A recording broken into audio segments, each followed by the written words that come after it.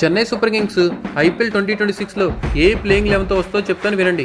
ఆయుష్ Mhatre, Ruturaj Gaikwad, Sanju Samson, Dewald Brevis, Kartik Sharma, Shivam Dube, Prashant Veer, Mahendra Singh Dhoni, Nathan Ellis, Noor Ahmad, Matt Henry, Khaleel Ahmed. ఇక్కడ ఆయుష్ మాత్రేకి 19 years. ఇంకా అలాగే చూసుకుంటే కార్తిక్ శర్మ, ప్రశాంత్ వీరు ఇద్దరికి 19 ఇయర్స్ అండ్ 20 ఇయర్స్. అంటే 20 ఇయర్స్ లోపున్నోళ్ళే ముగ్గురున్నారు. ఇంకా నూర్ అహ్మద్ కూడా యంగ్ బ్లడ్. కానీ యంగ్స్టర్స్ ఇంతమంది ఉండటం అండ్ అన్క్యాప్డ్ ప్లేయర్స్ కోసం ఇంత ఎక్స్పెన్సివ్గా ఖర్చు చేయడం సిఎస్కే వాళ్ళు చేసిన సాహసం అనే చెప్పాలి. ఇది లిటరల్లీ అన్క్యాప్డ్ ప్లేయర్స్ కోసం 28 కోట్ల 40 లక్షలు పెట్టారు కార్తిక్ శర్మ, ప్రశాంత్ వీరు. అంటే వీళ్ళిద్దరి కోసం పెట్టిన అమౌంట్ చూస్తే షాకింగే.